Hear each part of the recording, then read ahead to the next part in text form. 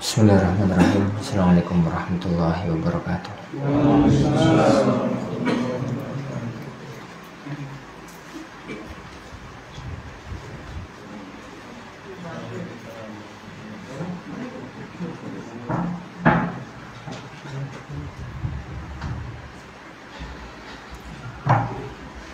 Alhamdulillahirabbil alamin. Wassalatu wassalamu ala asyrafil anbiya'i wal mursalin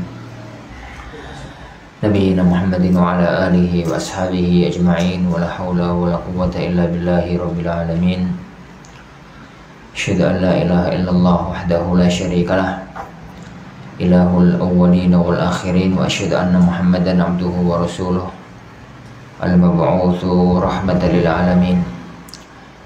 Allahumma la ilma lana illa ma 'allamtana innaka antal azizul hakim. Amma ba'd.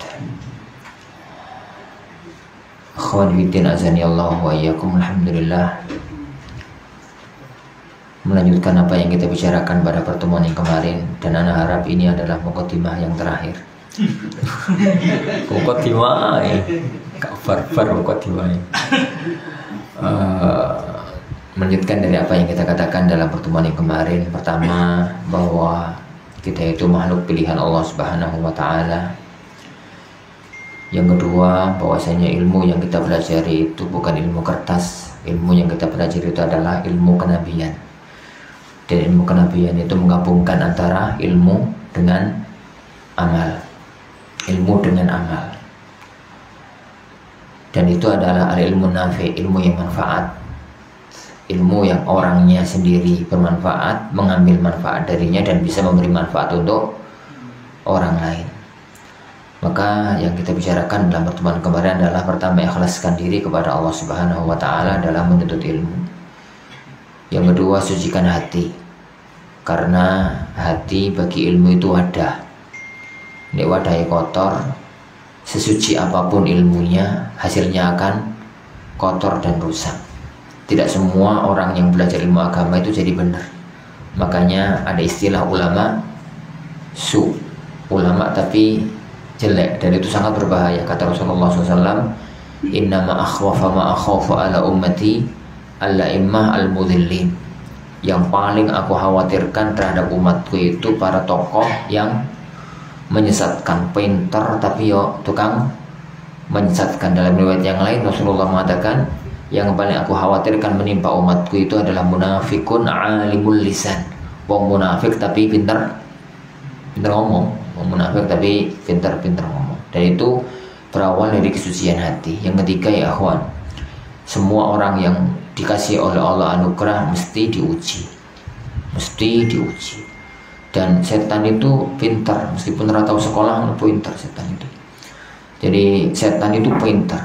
Dia itu masuk kepada seorang hamba dari sisi yang dia itu bisa berkilah pada titik tersebut.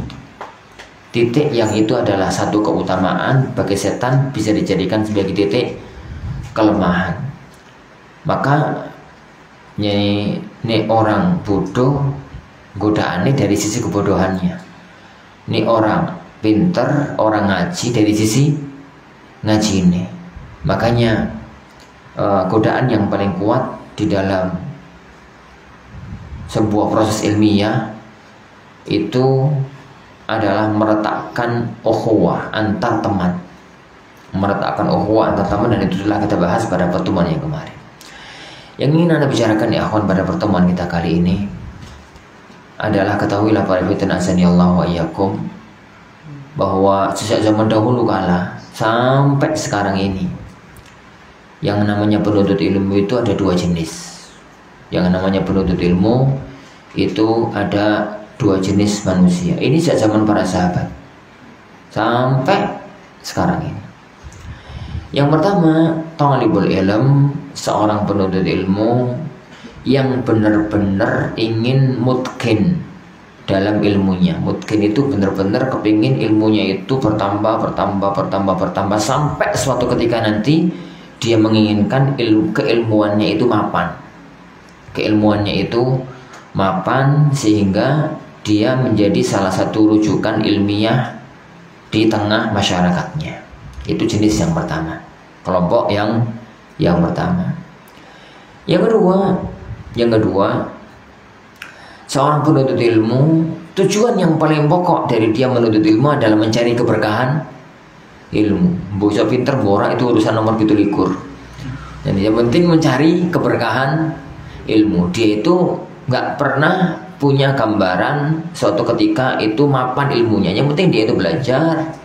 Datangnya adalah ibadah, melakukan ibadah, duduk ibadah, mudeng pokoknya oleh pahala. Jadi ku mulai yo, ini ibadah, ditakoni karo koncone, wis wingi mengajari apa? Boh lali, boh lali. Ya wis nyatet tapi lali, dan macam-macamnya. Itu orang-orang yang memang untuk mencari keberkahan. Yang paling diinginkan dari kelompok ini adalah yang penting iso ngamalno, imannya terjaga, istiqomahnya terjaga dengan sering-sering berkumpul dengan orang-orang soleh, berkumpul di majelis-majelis yang diberkahi oleh Allah Subhanahu wa Ta'ala. Ini lah, dua kelompok ini penuntut ilmu ini, para ikhwatin azanillahu wa iyyakum, itu tidak kenal tempat. Itu tidak kenal tempat. Karena satu image yang sekarang muncul ini kepingin dari kelompok pertama yuk mondok di pesantren. Gak mesti. Jadi gak mesti. Nah, ngaji di masjid itu ora dadi apa-apa. Maksud tadi gudel, ya enggak lah, ya tetap tadi, gitu. Tapi opo ya. Jadi tempat itu nggak punya pengaruh. Tempat itu nggak punya pengaruh. Ingat para hadirin azanillahu wa iyyakum. Jadi apa ya? Sekolah ini itu belakangan. Ono pesantren, ono apa? Pondok itu kan belakangan. Dulu para ulama-ulama kita ngaji itu di mana? Di masjid, di majelis-majelis ta'lim. Ngaji itu di tempat-tempat yang ini semacam itu. Kenal Syekh Muhammad Amin Syinqiti? Syekh Muhammad Amin Syinqiti rahimahullah taala, penulis Adwaul Bayan. Itu beliau ngajar di fakultas di Jamiah Islamiyah. Bahkan termasuk salah satu ulama paling diandalkan di awal-awal berdirinya Jamiah Islamiyah. Tak kala itu mudirnya, rektornya Syekh bin Baz. Awal berdiri itu rektornya kan Syekh Ibnu Baz. Lah salah satu di antara ustadz andalannya Syekh Syinqiti rahimahullahu taala. Beliau itu ngajar di mana? Di fakultas. Beliau juga ngajar di Masjid Nabawi. Jadi beliau itu juga ngajar di masjid. Kalau di fakultas itu kan harus daftar, harus jadi keterima jadi mahasiswa, harus ini, harus itu. Kalau Masjid Nabawi kan siapapun yang bisa untuk ikut pelajaran beliau. Beliau punya murid yang itu di perguruan tinggi, beliau punya murid yang itu di masjid. Wallahi akhwan, pewaris ilmunya Syinqiti, yang mewarisi orang nomor satu yang mewarisi ilmunya Syinqiti itu bukan lahir dari universitas, lahirnya dari masjid. Syekh Muhammad Atiyah Salim. Jadi kalau antum gak kenal keduanya, itu gambarannya kayak Syekh Albani itu yang mewarisi ilmunya kan Syekh Ali Hasan, Syekh Masyhur Hasan Salman, Syekh Abu Ishaq Al-Huwaini gitu. Itu pewaris ilmunya Syekh Al-Albani. Syekh Albani pun sama. Beliau itu dulu juga ngajar di Jamiah Islamiyah, tapi pewaris ilmunya malah yang datang di majelis luar fakultas. Jadi itu nggak kenal tempat. Jadi dua kelompok manusia atau dua kelompok penuntut ilmu itu nggak kenal tempat. Dalam arti santri sing di pondok, sing memang dari awal nggak kepingin suatu ketika nanti mempunyai kemampuan ilmiah yang mapan, itu juga akeh. Lah seandainya ben santri itu mulai kemudian jadi wong. Jadi jadi ustadz yang mapan ilmunya, Indonesia itu sudah berubah dari dulu. Antum tahu ya akhwan, lulusan Jamiah Islamiyah per tahunnya itu berapa? Di atas 100. Indonesia loh ya, sing tiap tahun ke sana 4 tahun kemudian lulus itu di atas 100. Kemana mereka? Ini kemana mereka? Sejak zaman dulu kala, tahun 100. Mestinya kan Indonesia ini sudah ada jutaan asatidzah. Tapi kemana mereka? Kemana mereka? Itu sing dari UIM, suruh sing Kolipia, suruh sing lulusan Al Furqon. durung sing lulusan mana gitu. Tapi kemana? Jadi, itu menunjukkan ya akhwan bahwasanya yang di sekolah-sekolah itu pun gak ada jaminan. Jadi, tapi tetap mereka semua adalah talib al-ilm, para penuntut ilmu. Kembali kepada pembahasan kita di depan tadi. Penuntut ilmu, jadi penuntut ilmu itu ada dua jenis. Jenis yang pertama yang memang kepengennya itu dari berawal dari sedikit, nambah, suatu ketika nanti bisa mencapai derajat orang yang mapan dalam dunia ilmiah. Itu kelompok yang pertama. Kelompok yang kedua ya akhwan adalah orang-orang yang dia belajarnya itu ya lebih cenderung mencari keberkahan majelis ilmu. Jadi jika suatu ketika nanti dapat ilmu yang banyak itu adalah bonus. Tapi intinya adalah bagaimana dia itu mendapatkan majelis ilmu, bagaimana jadi menjaga keistiqomahan, bagaimana selalu bertemu dengan orang-orang soleh, nggak terpengaruh dengan teman-teman yang jelek dan jadi macam-macamnya. Dan kedua sisi kelompok manusia itu, kelompok penuntut ilmu itu jalurnya beda. Nah, ana ini bahas dua-duanya apa kelompok yang kedua saja? Antum ada yang di kelompok yang pertama tuh? Yang guyu tak? Yes, kelompok kedua. Tapi ya Wan, untuk yang kedua, ya anda bahas yang kedua nih, nanti ada waktu kita bahas yang pertama. Jadi untuk kelompok yang kedua ya Wan, anda katakan penuntut ilmu jenis yang kedua itu sebenarnya sudah ada sejak zaman dahulu kala. Sering anda ceritakan tentang majelisnya Ahmad ibnu Hanbal rahimahullah taala. Majelisnya Imam Ahmad rahimahullah taala kalau kajian rutin itu di atas 4.000, 5.000 sekitar itu. Berngaji rutin. Imam Ahmad rahimahullah taala. Zaman itu orang ono speaker. Zaman itu belum ada speaker. Kalau kajian 5.000 orang ada speaker itu gak terlalu masalah. Jadi gak terlalu masalah. Tapi kalau zaman dulu belum ada speaker. Sebagaimana dulu ono speaker zaman dahulu ya belum ada suara yang bising ya, orang ono suara mobil, belum ada suara bis, orang suara apa. Alam itu sepi gitu, paling ya jangkrik, kuda. Tapi belum ada. Tatkala beliau ngajar di masjid, kira-kira yang datang untuk dapat ilmu itu berapa orang? Kira-kira yang datang ke masjid untuk dapat ilmu itu berapa orang? Ya 500, 1.000 itu mentok, kering itu 1.000 orang. Ada orang taklim tanpa speaker 1.000 orang dengar? 500 lah kira-kira 500 orang. Yang lainnya yang 4.000, yang 4.500, yang 3.500 datang tuh ngapain? Datang itu hanya ingin mencari keberkahan majelis ilmu, ingin mendapatkan naungan para malaikat, ingin mendapatkan pahala langkah-langkahnya itu berpahala, menambah derajat, mengurangi dosa, ingin untuk nama dia selalu disebut-sebut oleh Allah di alam para malaikatnya, ingin agar dia itu adalah orang-orang yang dicari, yang dikenali oleh para malaikat karena sering ketemu di majelis ta'lim, ingin untuk mendapatkan keutamaan itu. Engkau mulai oleh ilmu enggak, itu urusan nomor 17. Itu sejak zaman Imam Ahmad rahimahullahu ta'ala. Di zaman para sahabat Nabi sallallahu alaihi wasallam, para santrinya Rasulullah SAW itu pun tidak selevel. Ada para santri itu yang selevel Abu Hurairah, itu santri kelas kakap. Ya, kalau Rasulullah SAW keluar rumah disertai terus Abu Hurairah sampai beliau nggak keluar rumah, dan beliau masuk rumah nggak keluar lagi kan ba'da isya. Setelah ba'da isya beliau nggak segera tidur, murojaah pelajaran. Rasulullah tadi ngomong ini wahyu turun hari ini, makanya Abu Hurairah itu tukang begadang. Ya orang gim-giman tapi ya. Begadangnya itu murojaah pelajaran. Abu Hurairah itu tidur itu mesti malam hari. Malam gitu. Makanya pesannya Rasulullah SAW kan kepada Abu Hurairah, Bu Hurairah, sampean itu kalau tidur jangan tidur sampai sholat witir dulu. Kenapa? Ya lumrah manusia tidur malam hari terlalu malam, bangun nih subuh itu otomatis.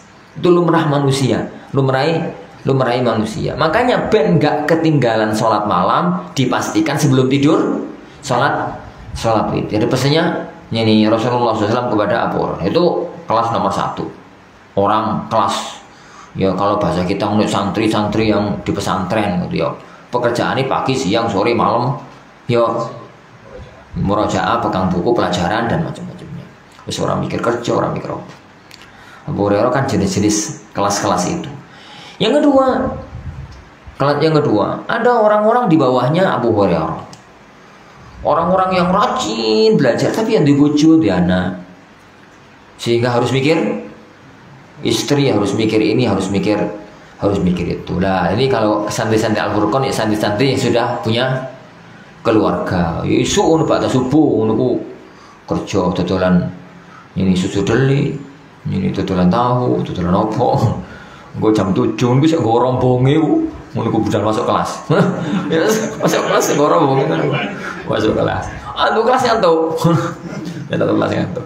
Kalau ada kelas terus ada yang ngantuk itu kok temennya sudah nikah tak buarno. Tapi coba anak santri dalam ngantuk tak usir. Tak usir suruh. Antum jangan tiru teman-teman yang ya mereka itu kalau malam itu bisa jadi nggak tidur karena ngomong anak ngomong bojone dan macam-macam itu. Jadi ya pagi-pagi harus kerja. Jadi kadang-kadang suruh mocor, kadang-kadang tolak. Jadi kadang-kadang tolak sampai menahi. Itu kalau santri dalam tak semuanya ini. Antum tuh niat belajar apa ora. Tapi kalau santri keluarga nggak ada marahi. Ya wis mereka mau nyantri itu alhamdulillah wis semangat tinggi itu sampai harus sudah punya istri, sudah punya anak, masih mau nyantri ya iso-iso lah. Nah, di kelas-kelas mereka itu di kalangan para sahabat juga ada kelas-kelasnya Umar bin Khattab. Ini dari sisi klasifikasi belajar loh ya, kita bukan dari sisi keutamaan, kita bahas dari sisi klasifikasi belajar. Kelas-kelasnya Umar bin Khattab, kelas-kelasnya Abu Bakar itu saya kalah karena Abu Hurairah kalau dari sisi klasifikasi belajar. Umar sebagaimana diriwayatkan dalam Sahih Bukhari, Umar itu tinggalnya di mana? Di mana rumahnya Umar? Rumahnya Umar itu di pinggiran kota. Rumahnya Umar itu di pinggiran kota. Ingat ya, pusat kota itu Masjid Nabawi. Rumahnya Umar itu pinggir kota. Beliau itu punya temen tonggo itu sahabat Ansor. Beliau itu ngomong sama tonggo nih, Mas, aku saya kita masjid yo, dan sampai bawa kerja. Jadi kerja nanti sore kalau saya pulang dari masjid, lah semua wahyu yang turun hari ini, pelajaran Rasulullah hari ini itu nanti tak sampaikan sama sampean. Nah, sampean juga begitu. Besok aku yang kerja, sampean ke masjid. Jadi sampean yang ke masjid. Dihafalkan semua pelajaran yang ada. Kalau sore-sore nanti kita ketemu, tolong disampaikan ini kepadaku. Zaman itu kan orang rekaman, orang YouTube, orang rekaman zaman semacam itu. Ya, semacam itu. Nah itu dan itu roto para sahabat itu di level ini, roto. Abu Hurairah itu kan yang sekelas Abu Hurairah itu jarang. Apa Abu Hurairah itu dirasani oleh banyak orang. Jadi Abu Hurairah itu masuk Islamnya belakangan, tapi hadisnya paling akeh. Beliau masuk Islam itu kan di sekitar perang Khaybar. Perang Khaybar itu terjadi pada tahun ke-7 Muharram, 7 awal. Berarti beliau itu nyertai Rasulullah 4 tahun. 7, 8, 9, 10. Awal tahun 11 Rasulullah meninggal dunia. Awal tahun 11 bulan Rabiul Awal, awal tahun 11 beliau meninggal dunia. Berarti 4 tahunan. Tapi hadisnya paling akeh. Hadisnya yang paling banyak. Orang sahabat yang riwayat hadisnya di atas 5.000 itu hanya Abu Hurairah tok. Hadis Sahih Bukhari itu 2000-an, 2300-an lah. Ini Sahih Bukhari. Abu Hurairah riwayatnya ini 5.000. Jadi seandainya semua Sahih Bukhari itu riwayat Abu Hurairah tok, itu kurang ya. Itu masih masih kurang. Semua hadis kalau dikumpulkan itu sekitar 15 ribuan. Jadi sepertiga itu riwayatnya Abu Hurairah. Makanya orang-orang orientalis, orang-orang kafir, orang-orang Syiah itu paling semangat menjatuhkan Abu Hurairah. Kenapa? Abu Hurairah kalau jatuh sepertiga Islam hilang. Abu Hurairah kalau sampai jatuh sepertiga Islam itu hilang. Kenapa? Yalah, wong perawinya jatuh, otomatis riwayatnya yo jatuh. Ya, riwayatnya jatuh. Alhamdulillah Abu Hurairah itu ya karena sering dirasani kalau kocok ya orang dirasani saya dikomentari loh. Ini Abu Hurairah masuk Islam belakangan kakek hadis. Ya kalau sesama sahabat kan, sama sahabat itu kan kita ngomong tentang sahabat itu kan masya Allah memuliakan. Tapi kalau antar mereka sendiri kan konco, jadi kuyon, ya biasa gitu. Abu Hurairah sampai mengatakan, qalan nasu inna Abu Hurairah aktsara fil hadis. Wong konco itu mengatakan aku akan riwayatkan hadis. Lah gimana nggak banyak riwayatkan hadis? Lah wong semua teman-teman itu loh podo sibuk kerja. Semua teman-teman itu sibuk kerja. Teman-teman Muhajirin itu kakek ning pasar. Teman-teman Ansor kakek ning sawah. Adapun aku itu tinggalnya di masjid. Yo nggak pernah kerja. Mangan yo saune panganan, ada panganan makan, kalau ada panganan yo kan dimakan. Ya mesti kalau ada panganan kan dipangan mesti. Gak ada makanan ya maksudnya itu. Ya wes gak ada makan. Makanya kisah Abu Hurairah kelaparan itu kan sering terjadi toh. Sering banyak hadis yang menjelaskan Abu Hurairah itu kelaparan. Begitu. Gambarannya semacam rata-rata para sahabat itu di level ya, mereka taklim tapi juga harus kerja, harus apa, harus yang semacam itu. Lah kalau sudah sambil kerja, sambil apa, begitu kan akhirnya ada yang mampu, ada yang kurang mampu. Lah ada sahabat itu jenis-jenis ketiga. Taklim arang-arang. Sahabat itu ono jenis-jenis ketiga. Arang-arang itu juga berlevel. Ada yang jarang itu Jumat sekali. Pas ke Jumat tok teko.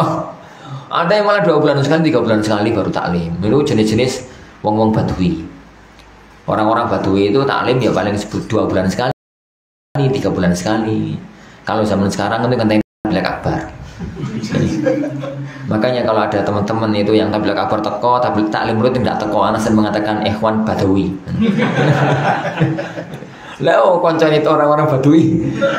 Kalau orang itu zaman para sahabat. Jadi para sahabat taklimnya 2 bulan sekali, 3 bulan sekali. Itu hanya orang-orang Badui.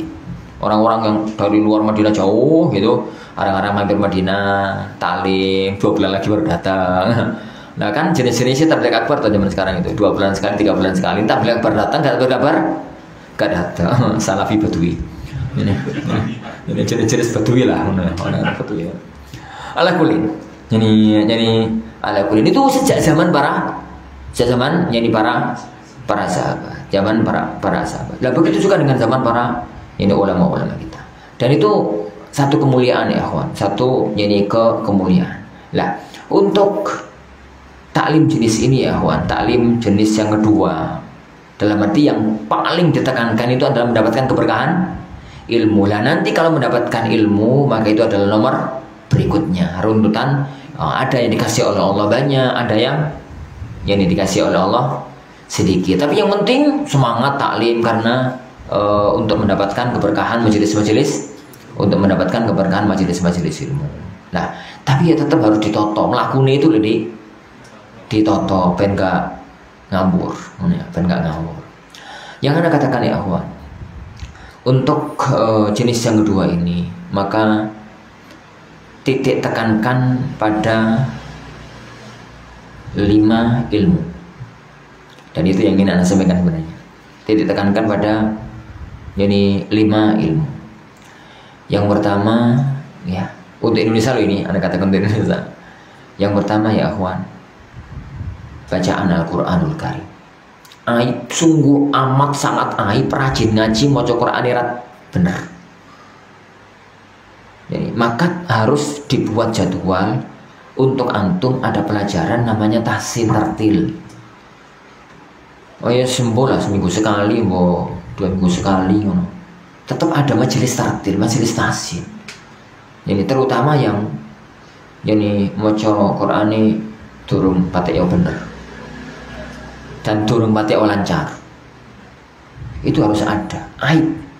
Semangat ngaji ini, ngaji ngono, fikih semangat, ngaji hadis semangat, ngaji tafsir semangat. Mau Quran ra iso. Maksudnya ra iso itu ya enggak lancar. Nek iso ya iso lah. Ini yo empu tapi ya. Sak jam mulai rong lempir. Lumayan 5 ke 11. Tapi ya gak pantas ya kawan. Wallahi gak pantas. Itu tuh harus ada peningkatan di titik ini. Di titik ini. Jadi karena baca Quran itu gunok teori ini. Teori ini itu sering moco. Jadi teori baca Quran itu antara jadi TK sama perguruan tinggi itu loh sama teorinya sama, bedanya satu lancar karo enggak, lancar sama tidak, itu aja bedanya. Sering dibaca akan lancar-lancar dengan sendirinya. Ilmu itu kalau sudah di titik penerapan itu segono kaidahi sering praktek maka lancar. Jadi sering praktek. Wong sing ilmu ini masih perhatian pada teori itu kan ilmu dasar. Jadi misalkan orang yang baru belajar sepeda motor awal, itu kan saya mikir mana gas, mana rem, mana kopling, itu saya mikir. Dan ini wis 3 tahun di atas sepeda motor, dia atau mikir, refleks. Semuanya itu refleks. Jadi secara otomatis itu muncul. Begitu juga dengan baca Al-Quran itu kalau sudah lancar, sering, itu secara otomatis akan datang dengan sendirinya. Jadi pertama ya kawan, titik itu ada pelajaran tahsin. Di setiap komunitas itu harus ada pelajaran tahsin. Lah komunitas antum ini nggak tahu, antum itu masuk komunitas ngurusi apa ora? Apa komunitas khusus BPS?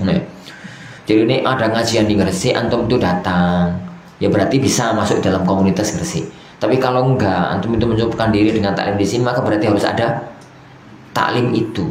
Jadi taklim untuk pembenaran bacaan Al-Quranul Karim, untuk pembenaran bacaan yani Al-Quran yani Al-Karim.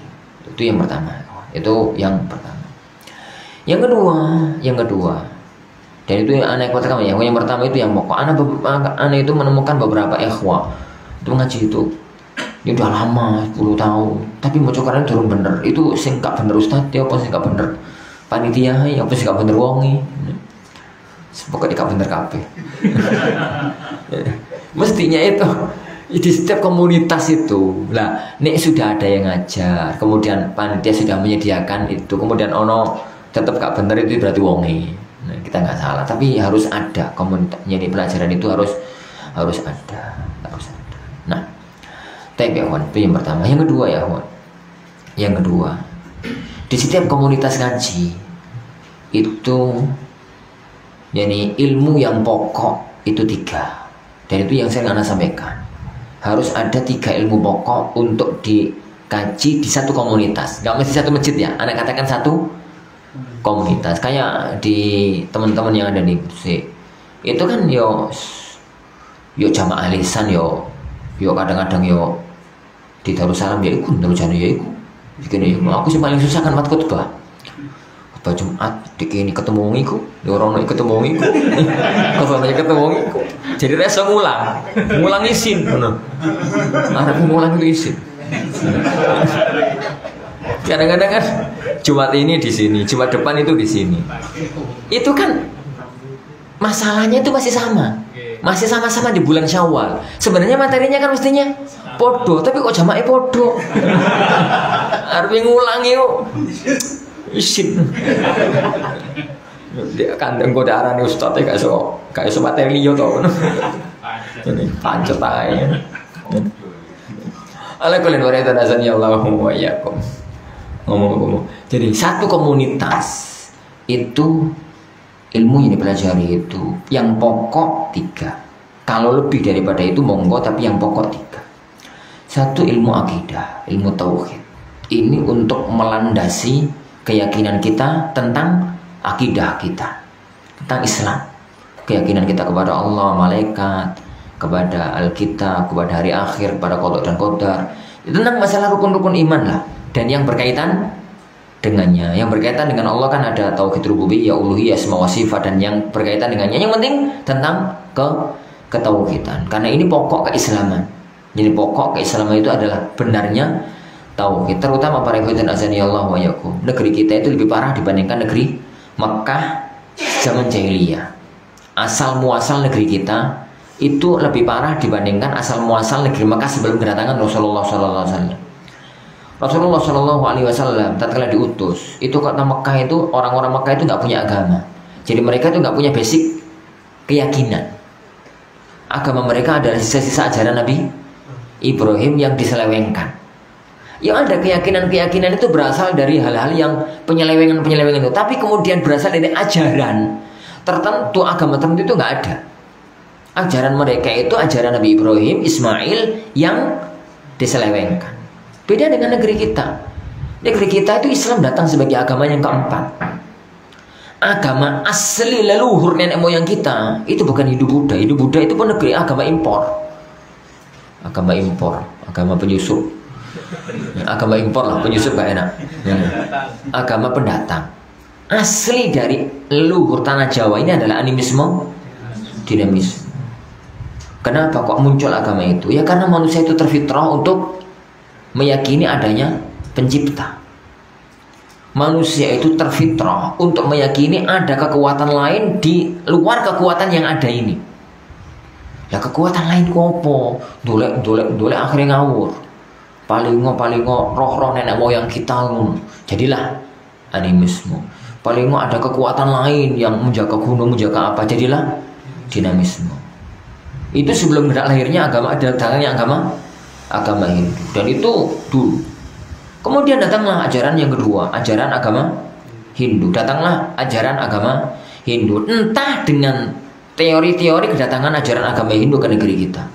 Mau kita katakan Hindu datang ke negeri kita itu dengan teori Waisa. Teori Waisa itu teori pedagang. Kan dalam agama Hindu itu ada 4 kasta. Ada yani Brahmana, Ksatria, Waisa, Sudra. Sudra itu yo masyarakat. Ini jelata, rakyat jelata, yo petani, yo buruh, yo opo. Waisa itu kan kelompok rakyat jelata tapi kelompok tengah, kelompok orang-orang elitnya, tapi tetap rakyat jelata, bukan pejabat negara. Yo dagang, yo opo, jadi level-level itu tuan tanah atau opo. Pejabat negara itu namanya ksatria. Ada lagi yang lebih tinggi yaitu kelompok asatidza. Kelompok kiainya, kelompok pendetanya, itu kelompok Brahmana. Nah, kelompok teori Waisa itu kan mereka mengatakan ya ajaran agama Hindu itu datang dari India, jadi lewat jalur perdagangan, Atau mungkin pakai teori Brahmana. Teori Brahmana itu orang-orang India yang mereka datang untuk memang datang ke negeri kita untuk mengajarkan agama Hindu. Tapi dua teori ini kurang kondang. Yang paling kondang ajaran Hindu masuk ke negeri kita kan pakai teori kesatria. Teori apa? Teori Haji Saka. Ini teorinya Haji Saka. Haji Saka itu datang membawa pasukan, kemudian mengalahkan Prabu Dewata Cengkar. Kenal tuh kan Prabu Dewata Cengkar. Prabu Dewata Cengkar yang katanya menjadi raja Wedang Kamulan itu kemudian terjadi perang dan terjadilah akhirnya Haji Saka menjadi raja, kemudian terciptalah Wonocoroko itu dan macam-macamnya itu. Alakulin itu ajaran agama Hindu. Tak berserang lama setelah itu datanglah ajaran agama Buddha juga dari tanah Hindustan. Juga dari tanah Hindustan. Sebenarnya Hindu dan Buddha itu mirip banget. Tapi ajaran agama Buddha lebih bisa diterima oleh masyarakat negeri kita karena mereka tidak mengajarkan kasta. Jadi mereka tidak mengajarkan agama. Baru kemudian setelah itu datanglah agama Islam. Jadi tatkala Islam datang, kaum orang negeri kita itu punya ajaran, punya keyakinan, dan sudah lumrah manusia. Kalau orang itu punya keyakinan, kemudian datang yang baru, itu keyakinan yang sebelumnya itu nggak bisa dihilangkan. Total itu nggak bisa dihilangkan. Makanya masalah yang pertama harus difahami dengan benar adalah masalah akidah, pembenahan akidah, jadi tentang yang berkaitan dengan rububiyahnya Allah, uluhiyah, asma wa sifat, jadi tentang rukun iman. Sebenarnya keyakinan kita kepada malaikat itu gimana, kitab-kitab ini dan semacam itulah. Tentang masalah rukun iman secara umum itu adalah kajian yang pertama. kajian akidah. Itu di setiap komunitas harus ono ngaji akidah. Harus ono ngaji akidah, itu wajib. Jadi jangan sampai ngaji itu samaran. Ini ngaji kok samaran terus, ya bener sih tapi ya ojo. Harus ada akidah. Lah, kajian akidah itu merembetnya itu kan ke kajian manhaj istidlal. Manhaj istidlal itu bagaimana sebenarnya sih kita itu beragama. Bagaimana sebenarnya kita itu beragama. Berdalil itu caranya itu kan kajian lanjutan. Makanya kan kajian akidah dan manhaj itu menyatu. Kajian akidah dan manhaj itu menyatu. Kalau Anda melihat teman-teman yang ngaji manhaj sadurunge ngaji akidah itu juga salah. Jadi ngaji manhaj itu adalah lanjutan dari kajian akidah. Lanjutan dari itu satu rangkaian akidah dan manhaj itu harus ada. Kenapa ya akhwan? Jadi kalau ini dihilangkan, akan muncul fenomena yang muncul sekarang. Ngaji loh, ngaku nih ahlu sunnah 10 tahun ngaji, ditakoni ahlu sunnah apa? Bu. Pembeda antara ahlu sunnah dengan ahlu bid'ah itu apa? Bu. Tatkala kemudian ditanya, ada ustaz mengatakan ini adalah pendapatnya Khawarij. Khawarij itu digoreng apa digodok ustaz? Ngono. Ngaji 10 tahun loh, Khawarij gak kenal, Murji'ah gak kenal, Mu'tazilah gak kenal. Belum lagi bicara dengan firqah-firqah yang baru muncul belakangan ini, gak kenal beras. Ngajinya 20 tahun. Itu sih gak beres apa? Ustadznya sih gak beres, apa panitia sih gak beres. Ini. Kalau dulu ya kawan, awal-awal datangnya asatidzah kelas-kelasnya Syekhuna, Ustadz Aun Rafi, Ustadz Yazid, Ustadz Abdul Hakim Abdad, Ustadz itu dulu, Masya Allah, dulu itu ngaji penuh manhaj toh. Kau perangnya pol. Wong sing cirine salafi kok gak keren gak salafi. Ciri khas wong salafi itu keren, menakutkan. Ngono baru kalau jadi itu zaman itu sudah berlalu. Tobat tuh satu sati termasuk aku. Tobat. Koyoke salah ini. Tapi kebablasan. Akhirnya itu ditinggal total, menghasilkan ngaji 10 tahun gak kenal Murji'ah, mensikapi pelaku dosa besar. Kenapa kok sampai itu tuh gak kenal belas gadas, itu gak kenal. Itu juga fatal. Juga fatal. Makanya tatkala kemudian sebagian asatidzah memunculkan masalah kan gawe rumput jadi masalah. Dan itu harus, padahal terkadang itu adalah salah satu di antara masalah-masalah pokok kebenaran yang harus dipahami permasalahan yang ada. Makanya nggak heran kalau kemudian 20 tahun ngaji wae demo ya melok demo, karena dia nggak pernah tahu bahwasanya ini adalah salah satu di antara mensikapi pemerintah yang salah, mensikapi orang yang terjerumus dalam perbuatan bid'ah, mensikapi ini, mensikapi itu. Dan itu adalah satu rangkaian kajian namanya akidah dan manhaj. Tapi jangan dulu kan kajian manhajnya ya sebelum akidah. Jadi itu rentetan ngaji. Itu yang pertama. Itu yang pertama. Dan itu salah satu di antara masalah pokok harus ada. Harus ada. Anak pertama ya, anak katakan tadi satu komunitas, boten satu masjid, satu komunitas. Yang kedua, berarti azanillahu wa iyyakum. Yang kedua, ilmu yang kedua yang harus dipelajari adalah ilmu hukum, ilmu fikih. ilmu fikih. Ilmu fikih ini dalam arti ya fikih hukum, belajar hukum, baik itu fikih ibadah maupun fikih fikih muamalah. Fikih ibadah maupun fikih muamalah.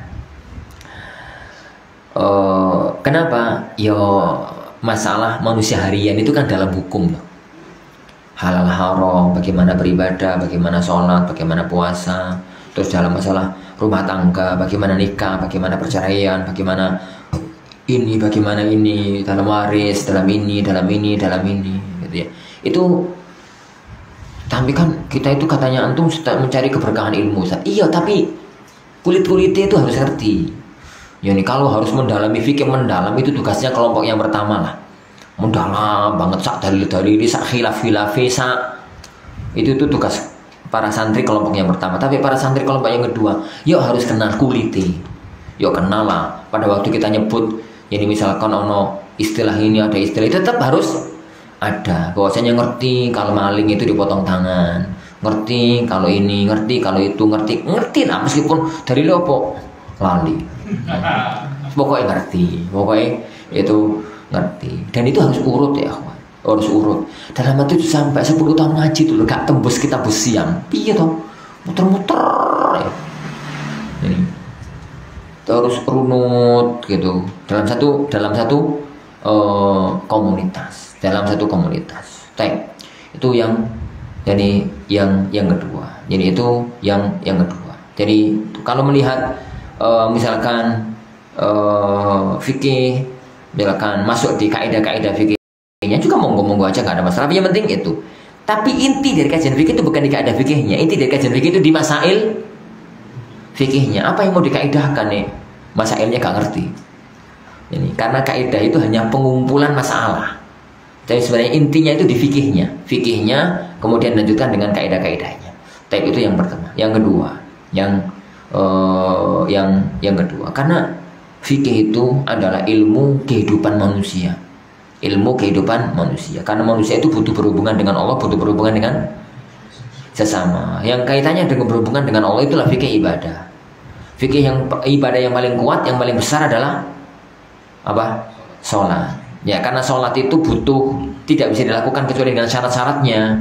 Syarat yang paling utama dari sholat adalah suci dari hadas dan suci dari najis. Suci dari hadas dan najis itu alatnya adalah air. Makanya biasanya fikih itu mesti dimulai dari air, kemudian najis, kemudian wudu, kemudian mandi, kemudian tayamum, kemudian itu sholat. Pada sholat terus bahas waktu-waktu sholat, terus zakat, terus poso, terus haji, itu ya. Nah, menungso itu jadi dalam hubungan bersama masyarakat, jadi manusia itu butuh nikah, butuh nikah. Akhirnya muncul fikih pernikahan. Ini nikah kan harus kasih nafkah. Akhirnya muncul fikih muamalah maliyah. Ini uang itu nikah, kemudian kerja, interaksi dengan orang, mesti ono sing nakal. Nakal sengojo maupun nakal nggak sengojo. Makanya muncul fikih kriminalitas. Fikih kriminalitas sosial. Ya jenenge fikih kriminalitas harus ditangani. Sing nangani nggak sembarang orang, itu hakim. Akhirnya muncul fikih kokok, fikih peradilan. Nggak mungkin ono hakim kecuali ono negara. Nggak mungkin ono hakim kecuali ada negara. Makanya dalam fikih dibahas fikih imamah, fikih ketatanegaraan. Ini fikih ketatanegaraan. Ini wis bakas negara, kadang-kadang perang karo ini negara sebelah, ini perang. Ini sekali sudah perang, maka muncul harta rampasan perang, muncul ini, muncul itu. Itu cakupan semua permasalahan hukum ini fikih yang ada. Itu sisi yang kedua, ilmu yang kedua. Ini itu ilmu yang kedua. Ilmu yang kedua apa yang ketiga? Ketiga ya. Yang ketiga, yang pertama baca Quran, tahsin tadi. Yang kedua akidah, yang ketiga ini fikih. Yang keempat ya akhwan, hati dan akhlak, tazkiyatun nufus dan akhlak, adab dan akhlak. Oh jangan sampai jadi penuntut ilmu itu kurang ajar karena nggak tahu belajar akhlak atau belajar hati. Kenapa? Ilmu itu hanya alat, tergantung bagaimana kita gunakan. Ini wong itu hati ini kotor, tambah pinter, tambah bahaya. Ini wong itu hati ini bersih, meskipun bodoh ya rodok ora bahaya. Dia pinter memanfaat. Tapi nih orang itu hatinya kotor, tambah pintar, tambah bahaya. Wallahi ya akhwan, yang menghancurkan negeri ini itu wong pintar, wong bodoh. Ini wong pintar sing ora bener. Sing merusak hutan itu bukan orang hutan. Yang merusak hutan itu wong kampung, tapi yo kelakuannya kayak orang hutan. Lah nih codot, ngerti codot? Ini codot. Itu dia maling kelopo, ya paling sitok. Lah nih codot sarungan. Jadi ini maling kelopo ya sak kelopo. Ini sak lemah entek. Jadi harus ada titik yang itu. Tazkiyatun nufus, adab akhlak. Itu harus ada. Kenapa? Karena masyarakat itu melihat pertama kali kepada penuntut ilmu itu gak pinteri, tapi akhlak, adab dan kesucian hatinya.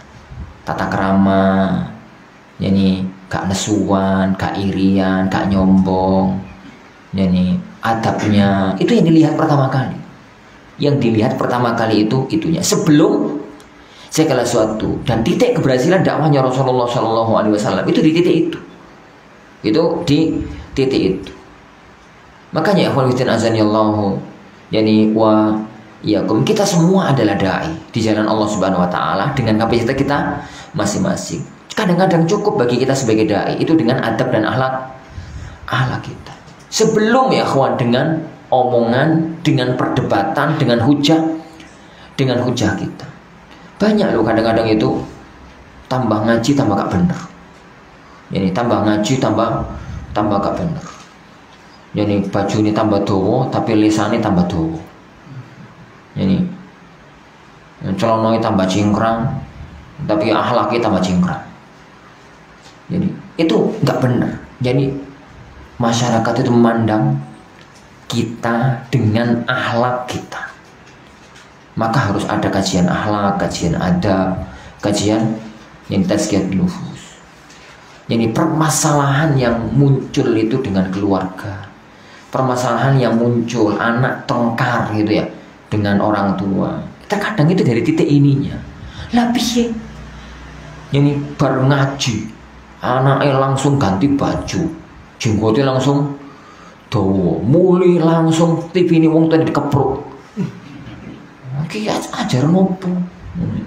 Coba mulai sampean gue ya, tambah ngaji, mulang itu masya Allah. Sama orang tua tambah bakti, ngomongnya tambah halus, makanya duit tambah angke, tambah sering ziarah. Wong tua kan enak atau ngomong itu. Nah, sampean ku ngaji nang ndi nak? Sampean tuh ngaji nang ndi? Kok dadi jenggoten? Kok dadi celana cingkrang? Tapi kok yo tambah sayang nih wong tua, ngajimu bener nak, terus nona. Ngaji nang ndi bapak ibu mau melok. Tapi kalau bukan itu yang terjadi, masya Allah, mulai bapak bid'ah, langsung bener TV ku bener, sing ini kita teroris ku bener, sampai ku aliran sesat nak.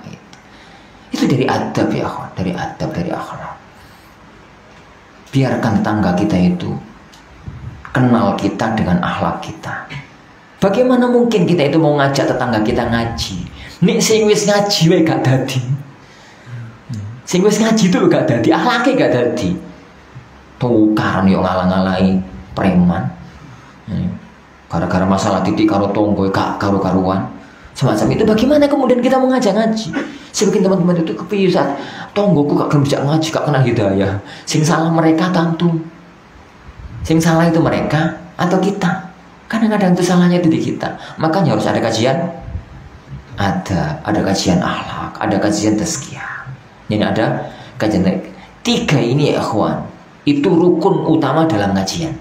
Rukun utama, harus satu komunitas itu harus ada kajian tauhid, harus ada kajian fikih, harus ada kajian yani adab, harus ada kajian adab. Dan ini jangan dikalahkan. Yani prioritas mungkin ya bisa, tapi jangan sampai hilang salah satu. Yani jangan sampai hilang yani salah satu.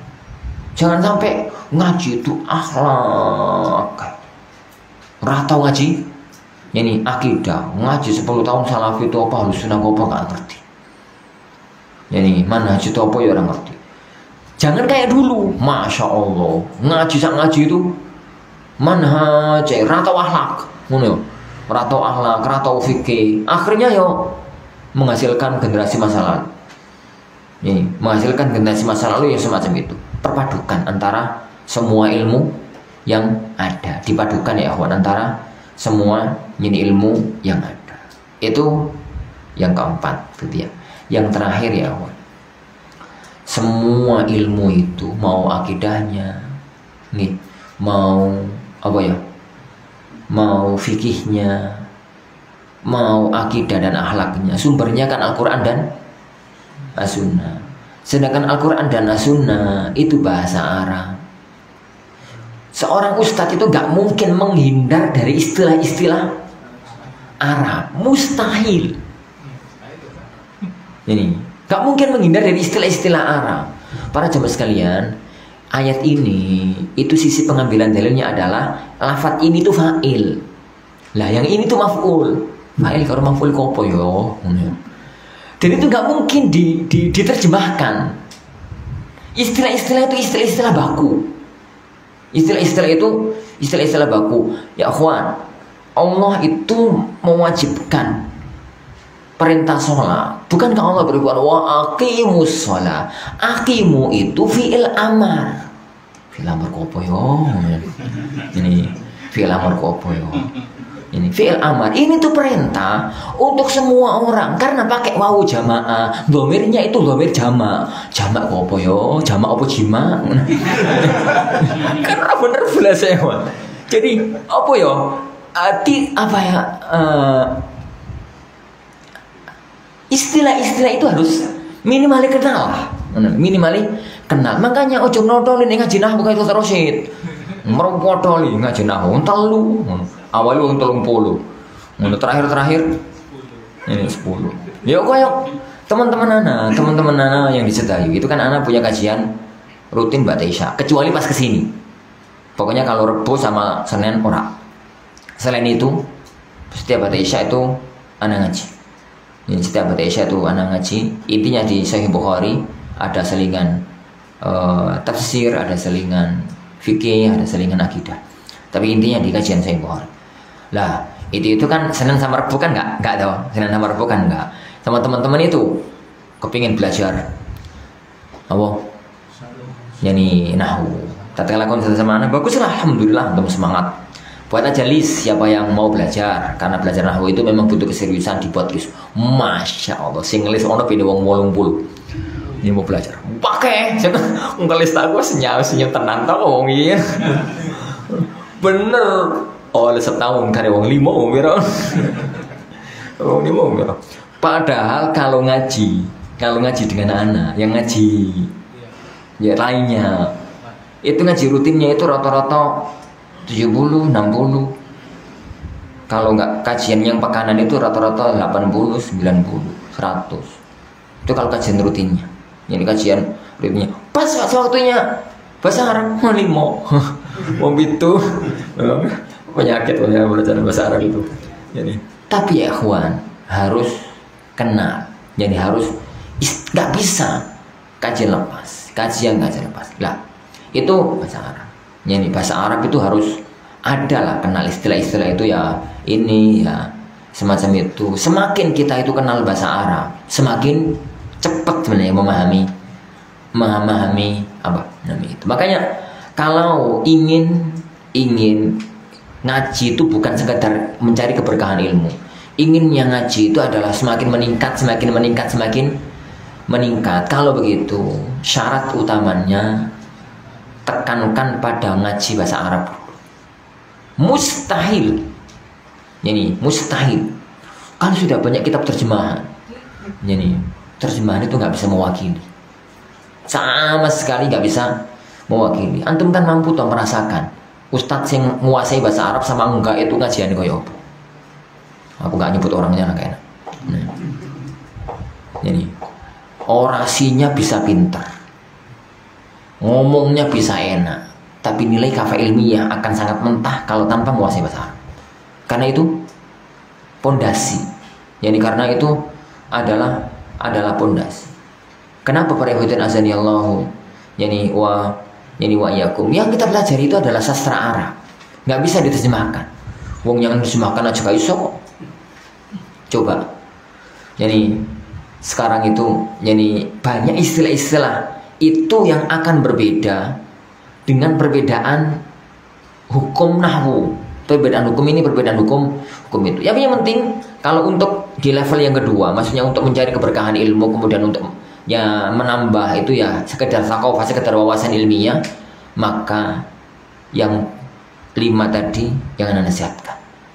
Jadi 5 tadi yang Anda nasihatkan. Ada majelis untuk tartil Al-Quran. Jadi kalau sudah lancar semua ya alhamdulillah. Tapi kalau masih dibutuhkan untuk itu ya ada majelis semacam itu. Itu yang pertama. Yang kedua ya akhwan, ilmu kajian umumnya itu 3 tadi.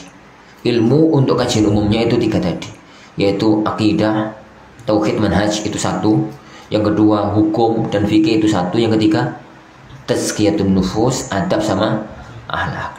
Dan kalau bisa dikuatkan dengan yang kelima, yaitu ada kajian yakni bahasa Arab. Jadi ada yakni kajian bahasa Arab. Ya sekedar, ya nggak harus belajar kayak mendalam, terlalu mendalam, kayak sekedar untuk bisa mengimbangi kalau asal tidak nerangkan, harus menggunakan istilah-istilah Arab, dan itu nggak mungkin dihindari.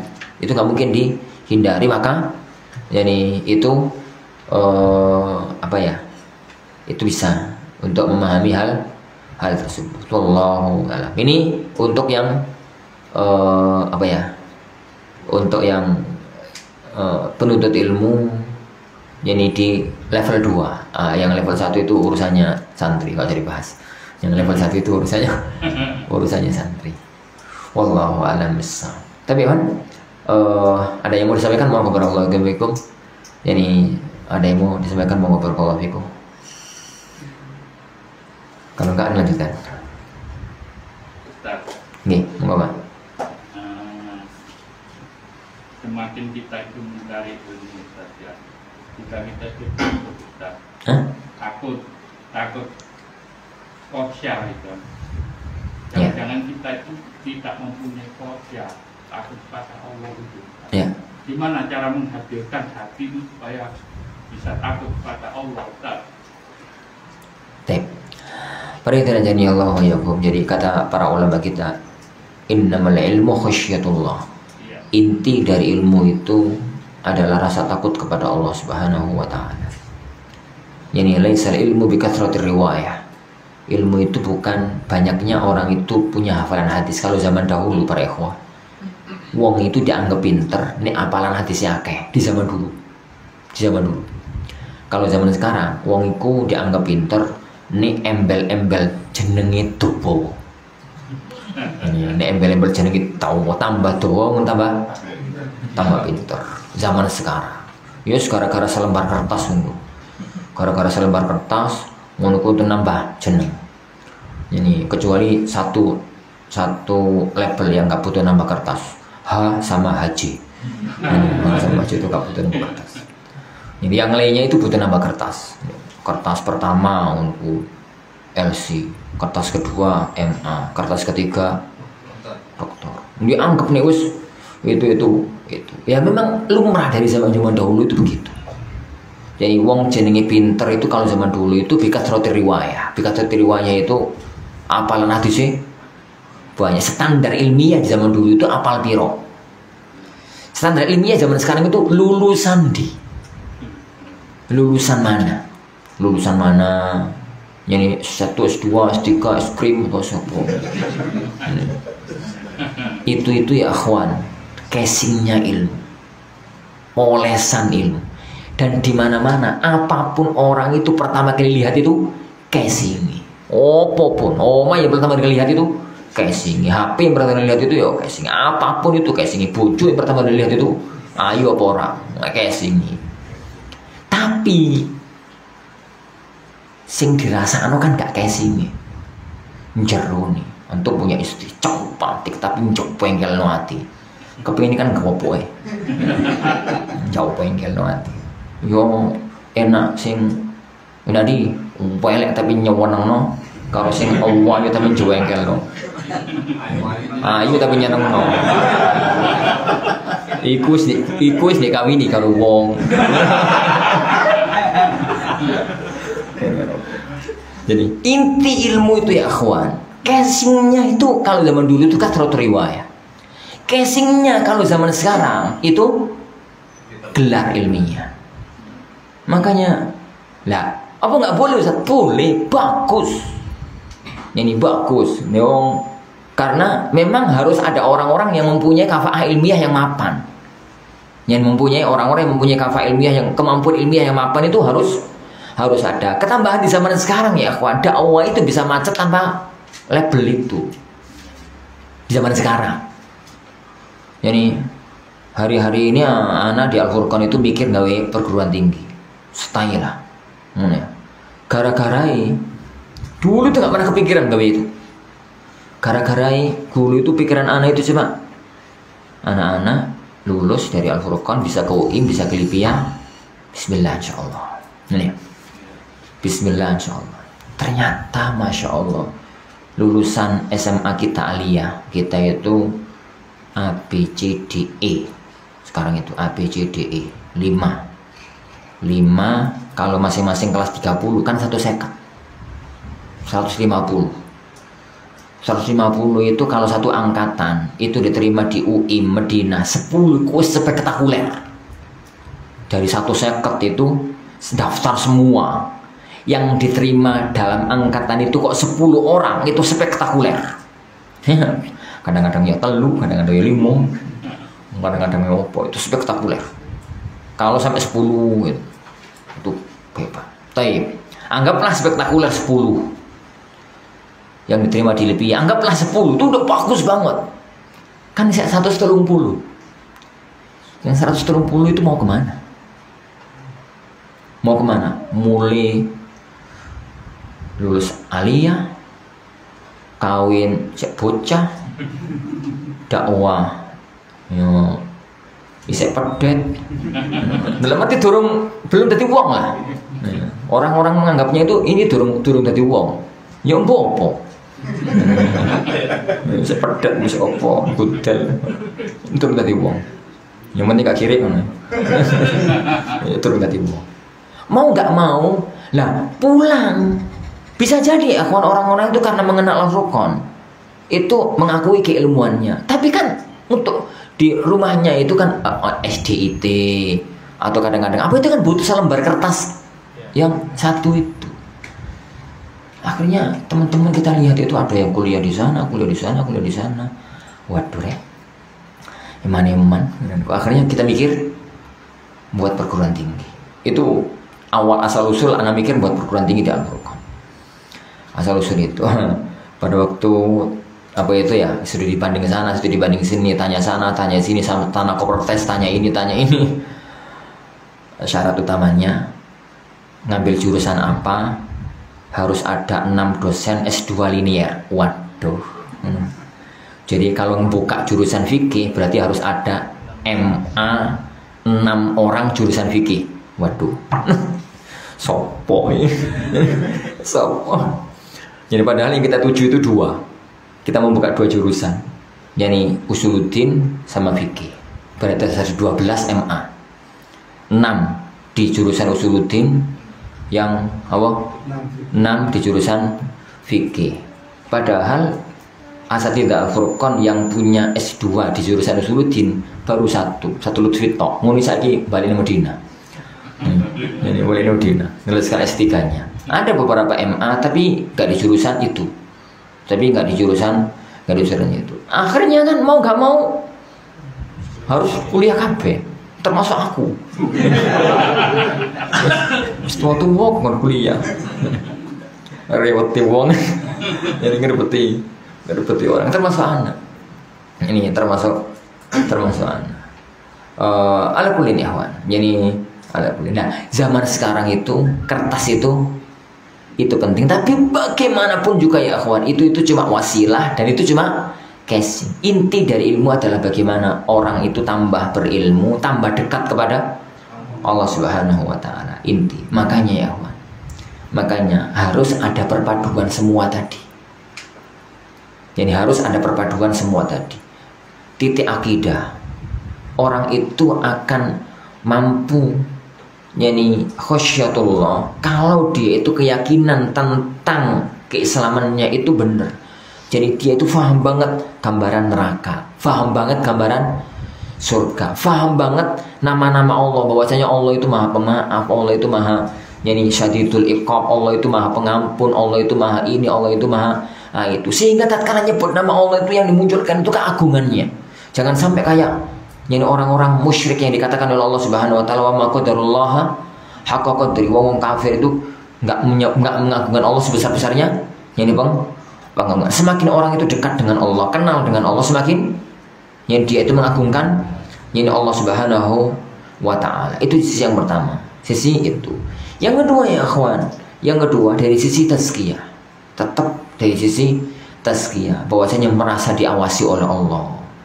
Jadi muraqabatullah, derajat Islam, iman, ihsan, derajat takwa, derajat ini.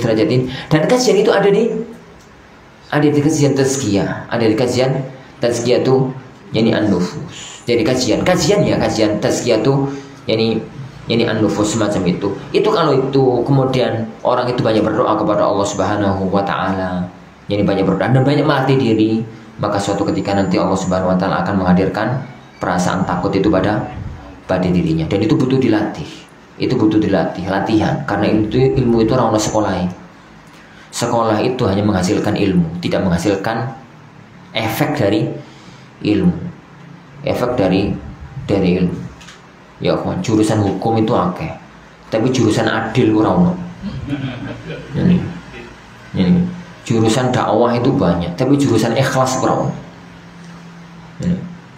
Jadi makanya jangan heran ya, wong itu pinter dakwah tapi gak ikhlas. Kemana khusyatullahnya? Ya karena memang orang sekolah itu butuh latihan masing-masing. Makanya jangan heran kalau ada seorang profesor doktor bidang hukum terjerat hukum. Ya karena memang gonok jurusan adil. Ini jurusan amanah menurut Manusia ngono itu jurusan hukum. Jurusan hukum itu ada jurusan amanah itu enggak ono. Ya sama ya. Ini jurusan opo. Ini jurusan takut sama Allah menurut. Ini jurusannya ya sekolah itu. Ya itu butuh dilatih ini masing-masing. Wallahu a'lam. Nah. Ya. Bagaimana menggabungkan skala prioritas antara menambah ilmu baru dengan murojaah ilmu yang sudah ada? Apa ini ilmu Al-Quran ya? Atau ilmu yang lain? Jadi para fitur azani Allah wa yakum.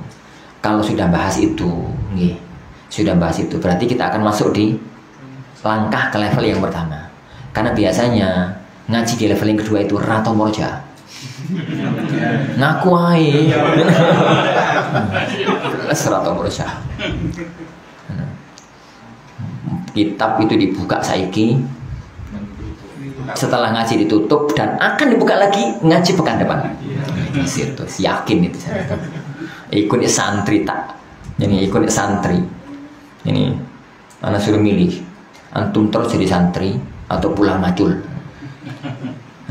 Daripada gak jelas, jadi wongnya jelas gitu lah. Santri. Itu paling cowengkel kalau ada santri. Fuyahi. Baca. Terus buka buku nih. Saya mana? Ini. Antum itu mau jadi santri apa mau macul? Besar sekali kalau seorang santri disuruh baca, kemudian dia itu tanya-tanya, terus semalam kemana? Nah, itu menunjukkan kan kitabnya nggak dibuka. Jadi kitabnya itu nggak dibuka. Nah, di level 2 itu rata-rata yang mau. Yo, stok alhamdulillah kata koyo. Alhamdulillah teko paham ya, alhamdulillah kata ko paham yo. Ya, alhamdulillah. Alhamdulillah macam itu. Kalau sudah bahas murojaah, maka itu berarti sudah di jalan ke level yang pertama. Sudah di jalan ke level yang pertama, dan itu para ikhwah nggak mesti di kelas. Nggak mesti di kelas. Sebenarnya kalau ngaji di luar, ya nih itu pun sangat bisa, sangat amat bisa. Tapi sementing itu ada langkah. Jadi ada langkah. Jadi kalau ngajinya itu di kelas di pesantren, mau nggak mau ikut apa? Ikut arus gitu, ikut kurikulum. Kalau ngajinya itu di luar kayak begini, itu kan bisa milih.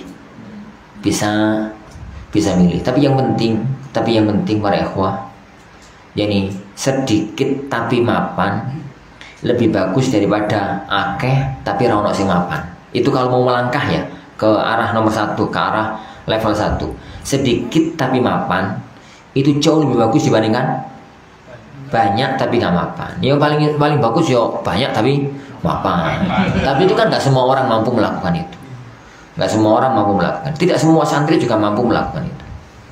Kalau Anda melihat misalkan ada seorang santri rajinnya super, rajin, tapi nilainya jeblok, itu berarti ada yang salah. Anak sering ngusir santri gara-gara itu. Ngusir dalam tanda kutip. Salah satu santri dulu, anak lihat Masya Allah rajin bang. Di kelas itu rata goib dan gak tahu ngantuk. Terus kalau disuruh baca, itu mesti tahu dari mana arah baca. Dan kelihatan memang rajin. Tapi ini kok jeblok. Yuk, wolu mangap jadi telu. Songo kualik jadi 6. Kayak gitu-gitulah. Nilai itu ora bener. Akhirnya beberapa anak salah satu di antara siswa yang semacam itu anak panggil. Anak tanya, "Akhi, antum itu ada apa? Anak lihat antum itu sudah maksimal, tapi kenapa ya?" Enggak tahu Ustaz. Ya anak hanya jalankan nasihatnya Ustaz Au. Apa? Pokoknya usaha, ilmu Allah yang ngasih. Anak pokoknya berusaha maksimal sampai sekarang belum dapat ilmu, ya berarti Allah belum ngasih. Anak mau Ustaz Au nasihatnya kayak ngono koyo ke orang. Kenapa ya? Ya antum itu kenapa? Kayaknya Ustaz Ana itu gak terlalu bisa mikir banyak. Kalau mikir dikit itu kayaknya bisa. Oh, lah ilmu yang pelajaran yang paling antum bakati dan paling antum senengi apa? Kalau bakat mungkin saya bisa baca, tapi yang paling antum senengi apa? Dia malah tanya, nah kalau antum lihat bakat anak kemana? Antum lihat, anak lihat antum punya kemampuan di hafalan. Dan nilai antum di Quran itu bagus. Meskipun di fikih ajur. Tapi di Al-Quran itu bagus. Dan nafas sama suara antum dukung. Antum senang di dunia itu. Senang Ustaz. Ya sudah, antum keluar aja di Al-Furqan. Diusir Ustaz. Ya diusir aku apa tuh? Ini, antum keluar di Al-Furqan. Antum keluar di Al-Furqan dan ambil Mahat Tahfidz. Ambil Mahat Tahfidz. Satu itu aja, sudah. Jangan cabang-cabang ilmu. Di Al-Furqan gak mungkin. Karena Al-Furqan itu mahat yang memang gak kejurusan itu. Bukan kejurusan itu. Jadi satu ilmu itu aja dikuasai. Setelah itu dia meninggalkan Al-Furqan dan anak gak pernah tahu di mana rimbanya. Sampai suatu ketika anak terkagetkan dengan satu nama. Pemegang qiraah sab'ah. Itulah santri yang dulu anak usir dari Al-Furqan. Ini memang harus apa ya? Harus kotak Google. Harus apa ya? Jadi kita telah ketemu dengan anak tunggu yang guyu. Alhamdulillah saat antum usir anak. Ya dalam arti ada sesuatu yang butuh diarahkan gitu. Tidak semua orang itu mampu mikir banyak. Jadi ada orang itu yang mampu mikir banyak. Ada orang itu yang pelajaran Al-Quran itu abot itu. Ada orang yang kentengan. Jadi ada santri itu datang ke rumah. Apa Ustaz? Iya, ada apa? Ana sudah hafal Quran alhamdulillah. Ana Arba'in Nawawi hafal. Ana hafal Umdatul Ahkam. Masya Allah. Dan Ana sedang perjalanan ngapalkan Bulughul Maram. Padahal dia kelas 2 SMA, kelas 2 aliyah. Itu nggak ganggu pelajaran antum di kelas. Antum lihat aja nilai Ana. Nilainya 90, 89, 97. Nah, berarti ini bukanlah standar kurikulumnya Al-Furqan. Al-Furqan kan ngawi kurikulum itu kan gak standar wong pinter, gak standar wong goblok. Standar tengah-tengah lah. Buat kurikulum itu standar tengah-tengah. Arba'in Nawawi diajarkan 2 tahun, 1 tahun 20 hadis. Itu kan standar tengah. Kita nggak mikir wong jenius. Lah kabeh dipikir wong jenius lah ya. Kelengkap yang lainnya. Maka ini apa Ustaz nasihat antum? Anda langsung katakan, selesaikan Bulughul Maram. Selesaikan Bulughul Maram. Sudah hampir selesai Ustaz. Taib. Lanjutkan hafalkan Mukhtasar Sahih Bukhari. Lanjutkan hafalkan Mukhtasar Sahih Bukhari. Ini yang mana Ustaz? Yang ikhtisarnya Syekhul Albani. Oh gitu. Menurut Syekhul Albani kemudian anak tunjukkan bagaimana cara ngapalkan padahal aku yang hafal. Terus aku ya rapal. Kebaya tok nunjukkan namanya. Kebaya tok nunjukkan.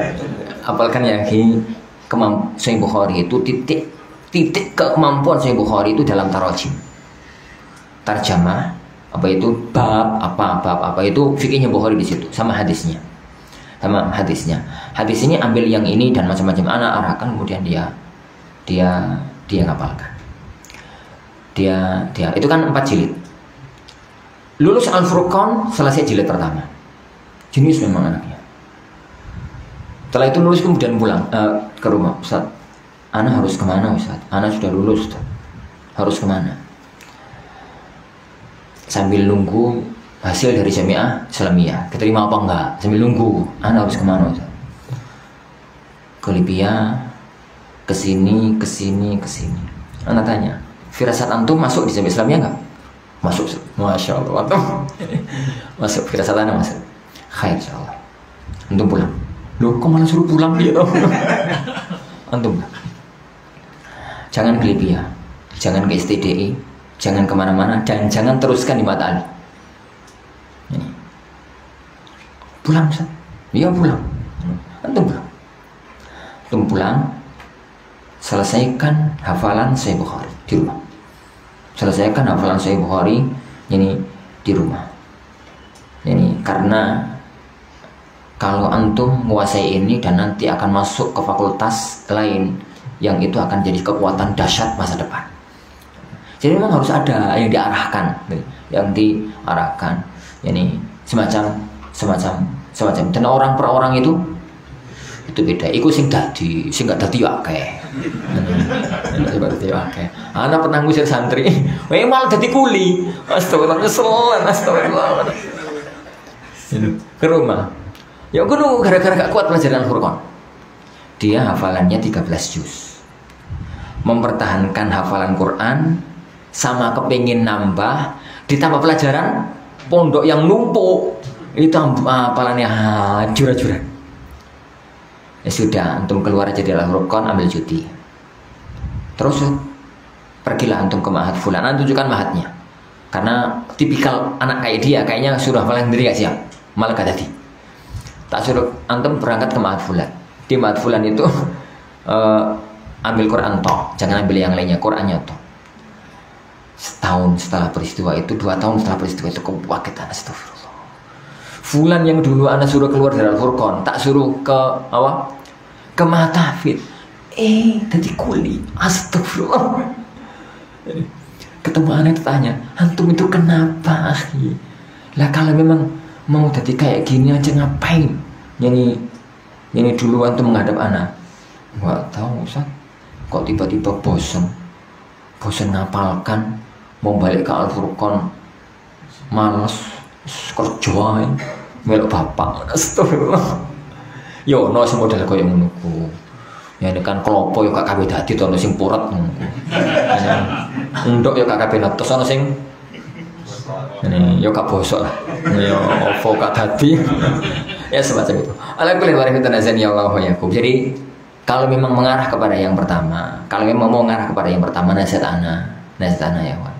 Kalau memang mau mengarah kepada yang pertama, kemampuan ilmiahnya meskipun tidak di pesantren, tapi kemampuan ilmiahnya itu mau dikembangkan, dikuatkan, nasihat ana sebelum melangkah jauh, kuasai dulu bahasa Arab. Itu modal dasar. Mustahil orang itu bisa menguasai ilmu syar'i kalau nggak menguasai bahasa Arab. Itu mustahil. Kata para ulama, al-lughatul arabiyyatu wi'a'ul ilm. Bahasa Arab itu wadai ilmu. Jadi ini wadai jenengan itu sakminiki. Meskipun belajar itu yang ngajar itu syekh, yang ilmu ini itu kerojokan sewu, kerojok ilmu itu yo oleh tetep sakmene. Wadai sakmene kok. Wadai sak canting cekil. Meskipun belajarnya itu ke masyayikh level tinggi sekalipun, ya oleh segitu. Wadai cuma segitu. Yo gitu. Tapi ini wadai itu sak gentong kewedi gitu. Meskipun belajarnya hanya kepada asatidzah yang level biasa lah gitu yo. Hasilnya yo sak gentong besar. Jadi makanya kalau mau mapan dunia ilmiah, syarat paling pokok kuasai ini alatnya, kuasai bahasa Arabnya, baru Menguasai dalam artian minimal bisa baca kitab. Minimal bisa baca kitab, baru kemudian melangkah ke yang lain. Kalau di luar semacam ini, Anda lebih cenderung untuk mapankan ilmu satu demi satu. Lebih baik gak terlalu banyak taklim, tapi 1-2 taklim dimapankan daripada banyak taklim. Itu bagi yang memungkinkan ya. Tapi bagi yang mau barokah ilmu ya pokoknya taklim sing akeh. Ya taklim titik, kalau taklim sing akeh nomor 2. Ya podo-podo ora dadine. Wis pokoke jadi podo itu. Wallahu a'lam. Nah. Tapi insyaallah subhanahu wa ta'ala ini. Jadi itu yang nasihatkan karena ini kemungkinan mau di offline kan gitu ya. Kemungkinan Nurul Jannah mau di offline kan, kemungkinan Darussalam mau di offline kan. Jadi kemungkinan kajian di sini juga mau jalan kembali kayak biasanya. Nasihat Ana, pikirkan yang Ana sampaikan tadi. Tatkala yani noto jadwal ngaji. Tatkala noto jadwal ngaji. Ada di titik-titik 3 itu yang pokok. Kalau kemudian seminggu 3 kali itu kurang saat. Lah baru nambah tafsir, baru nambah hadis, baru nambah yang lain itu monggo. Tapi yang paling pokok di 3 itu tadi untuk kajian umum. Di pokok di 3 itu selain tartil sama tahsin. Ya selain tartil, tahsin dan bahasa Arab, tapi yang pokok itu dipikirkan itu. Jadi yang semacam itu. Jadi harus ada kajian ini, harus ada kajian ini, harus ada kajian ini. Lah nanti yang mikir kitabnya itu asatidahnya.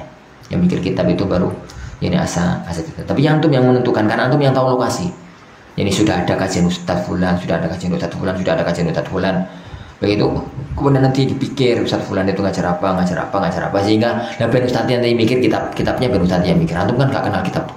Jadi saya mikir ustadznya, yang mikir kitabnya itu ustadznya. Tapi yang penting materinya paten. Ustadz Fulan bagian akidah, manhaj, Ustadz Fulan bagian fikih, Ustadz Fulan bagian atasiyah, nufus, macam-macam, sehingga dipadukan menjadi satu, yani kesatuan ilmiah insyaallah. Wallahu a'lam bishawab. Insyaallah subhanahu wa ta'ala yang kita pelajari mudah-mudahan ada barokahnya. Kita akhiri majelis kita. Subhanakallahumma wa bihamdika asyhadu an la ilaha illa anta astaghfiruka wa atubu ilaik. Assalamualaikum warahmatullahi wabarakatuh. Waalaikumsalam.